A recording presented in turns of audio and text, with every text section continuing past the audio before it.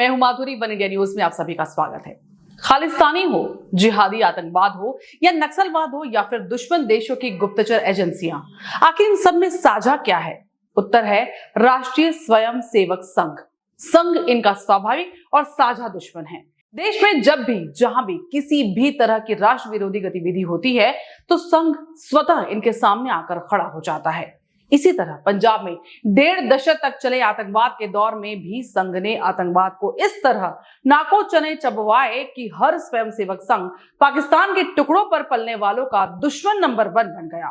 और इसी का परिणाम निकला मोगा में 25 जून 1989 को संघ की शाखा पर हुआ आतंकी हमला, जिसमें 25 स्वयं सेवकों ने अपना जीवन बलिदान कर देश की एकता अखंडता को संबल प्रदान किया। 25 जून 1989 पंजाब का मोगा, एक ऐसी सुबह जिसने पूरे देश को झकझोर कर रख दिया। नेहरू पार्क में हर दिन की तरह राष्ट्रीय स्वयंसेवक संघ की शाखा चल रही थी। सैकड़ों लोग पार्क में टहल रहे थे और स्वयंसेवक अपने नियमित कार्यक्रम में शामिल थे। तभी सुबह करीब 6:25 पर हथियारों से लैस खालिस्तानी आतंकवादी पार्क में घुस आए।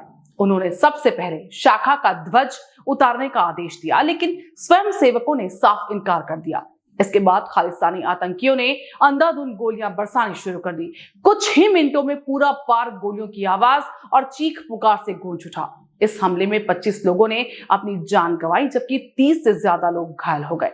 इस हमले की सबसे मार्मिक घटनाओं में से एक थी ओम प्रकाश और उनकी पत्नी छिंदर कौर की बहादुरी। जब आतंकी भाग रहे थे तब ये निहत्था दंपति उन्हें रोकने और पकड़ने की कोशिश कर रहा था, लेकिन आतंकियों ने उन पर भी गोलियां चला दी और दोनों वहीं शहीद हो गए। गोलीबारी के दौरान पास में मौजूद 1.5 साल की मासूम बच्ची भी इसकी चपेट में आ गई। उस समय सिर्फ 10 साल के नितिन जैन ने भी ये पूरी घटना अपनी आंखों से देखी।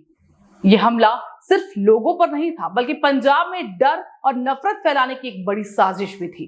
लेकिन खालिस्तानी आतंकवादियों की यह साजिश सफल नहीं हो सकी। अगले ही दिन यानी 26 जून 1989 को उसी जगह फिर से शाखा लगी। स्वयंसेवक पहले की तरह एकत्र हुए और ये संदेश दिया कि आतंक के सामने झुकना स्वीकार नहीं। उस दौर में जब देश अभी भी सांप्रदायिक तनाव से जूझ रहा था, उस दौरान उस घटना के बाद भी मोगा में हिंदू और सिख समुदाय के बीच कोई दरार नहीं आई, बल्कि दोनों समुदाय पहले से अधिक मजबूती के साथ एक दूसरे के साथ खड़े नजर आए। बाद में नेहरू पार्क का नाम बदलकर शहीदी पार्क रख दिया गया, जो आज उन बलिदानियों की याद में एक स्मारक के रूप में जाना जाता है। मोगा का ये हमला केवल एक आतंकी घटना नहीं था, बल्कि ये भारत के इतिहास का एक ऐसा अध्याय है जिसने ये दिखाया कि हिंसा और आतंक के सामने साहस और एकता और सामाजिक सद्भाव कितने मजबूत हो सकते हैं। 25 जून 1989 को शहीद हुए सभी लोगों का बलिदान आज भी याद किया जाता है।